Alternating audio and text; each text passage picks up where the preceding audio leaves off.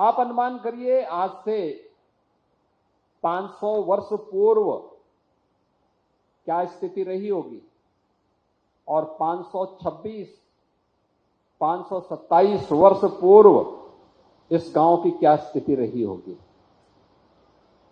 आवागमन के साधन नहीं रहे होंगे, अभाव से क्षेत्र ग्रसित रहा होगा और उन स्थितियों में एक दिव्य विभूति यहां पे एक सामान्य धर्मपरायण ब्राह्मण परिवार में जन्म लेकर के अपने आप को बचपन में ही मां बाप के साया से वंचित होकर के अपने आप को प्रभु श्री राम श्री चरणों में समर्पित करता है और उन्होंने जो कुछ भी इसके उपरांत किया वह किसी से छुपा हुआ नहीं है। समय कौन सा है? एक होता है सामान्य रूप से हम लोगों के बीच में मान्यता क्या होती है, हमें मानते हैं बहुत बार हमारी एक मान्यता होती है कि देश के अंदर बहुत सारे पंथ और उपासना विधियां किसी राजा के द्वारा या किसी ऐसे आश्रय में बढ़कर के फली फूली हैं जिसका हम कभी कभी कुछ वर्चस्व देखते हैं। लेकिन उसके ठीक विपरीत अकबर का कालखंड है। अकबर के 9 रत्नों में शामिल होने के लिए एक होड़ लगी है, लेकिन उससे इतर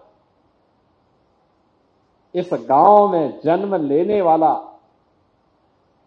एक दिव्य विभूति राम गोला के नाम पर उन्होंने कहा नहीं, ये मेरी वृत्ति नहीं है कि मैं किसी दरबारी कवि बनकर के और किसी विदेशी आक्रांता के शरण में जाकर के अपनी वृत्ति को आगे बढ़ाऊं, बल्कि उन्होंने कहा नहीं, मैं तो केवल और केवल राम के चरणों में ही अपने आप को समर्पित करता हूं। मेरी वृत्ति तो राम के लिए है, राम किसी चरणों में है।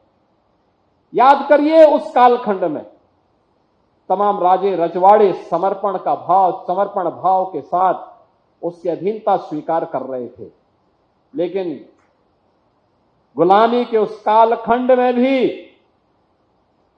कुछ ऐसी दिव्य विभूतियां थी जो बिना रुके, बिना डिगे, बिना झुके, जिन्होंने भक्ति और शक्ति के अद्भुत संगम को खड़ा करके उस समय की जन चेतना को जागरूक करने का काम किया था। उस समय की व्यवस्था को एक नया आयाम दिया था। कौन नहीं जानता है कि अकबर ने अपना बहुत सॉफ्ट चेहरा सामने रखा था, लेकिन उसके पीछे की क्रूरता क्या थी ये किसी से छुपा हुआ नहीं है। आज भी हम उसका स्वरूप देखते हैं, आज भी हम देखते हैं, लेकिन उस समय भी किसी जो हमारे पूज्य संतों की परंपरा रही है कितनी मजबूती के साथ उसका प्रतिकार करती थी। प्रतिकार का तरीका केवल जब हम लड़ते हैं वही नहीं होता है, प्रतिकार का तरीका वह भी होता है जो रामलीला के मंचन के माध्यम से घर घर और गांव गांव तक रामलीलाओं के आयोजन को पूज्य तुलसीदास जी महाराज ने पहुंचाया था। यह भी माध्यम होता है। मुझे कुछ वर्ष पहले मॉरिशस जाने का अवसर प्राप्त हुआ था। मॉरिशस में वहां की स्वतंत्रता दिवस का कार्यक्रम बड़े भव्य तरीके से आयोजित होता है। 150 पौने 200 वर्ष पहले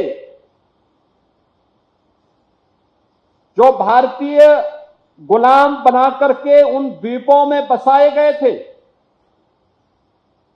उन लोगों के बीच में मुझे जाने का अवसर प्राप्त हुआ था।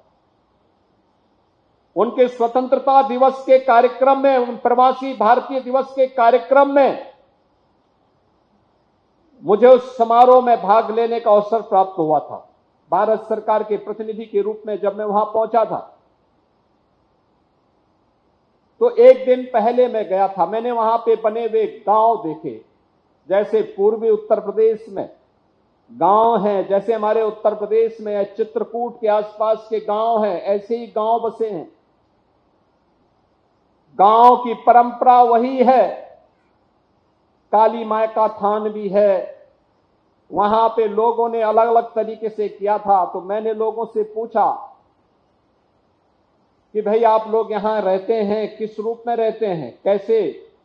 उन्होंने कहा जब हम आए थे तो हमारे पास सहारा, हमारे पूर्वजों के पास सहारा केवल एक था, और वह था एक रामायण का गुटका। मैंने कहा रामायण का गुटका क्या है, मुझे बताओ। तो मैंने देखा पूज्य तुलसीदास जी महाराज की रामचरितमानस ही उनका सहारा बनी थी।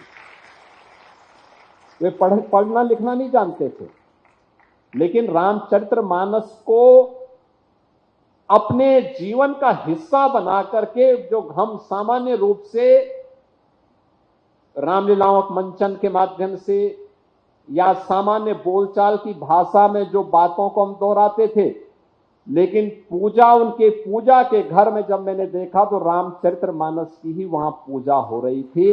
और याद करिए,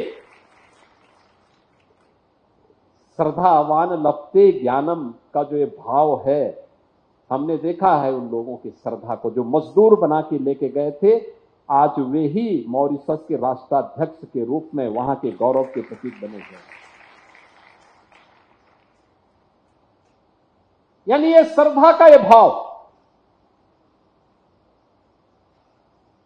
और ये तो चित्रकूट की धरती का सौभाग्य है। तो जब हम यहां की बात करते हैं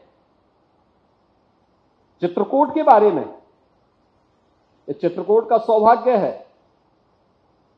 अनेक ऋषि मुनियों ने, दिव्य संतों ने इस धरती को अपनी साधना का, अपनी सिद्धि का आधार बनाया था। और मर्यादा पुरुषोत्तम भगवान श्री राम को भी वनवास कालखंड का सर्वाधिक समय इसी चित्रकूट की धरती पर उन्होंने व्यतीत किया था।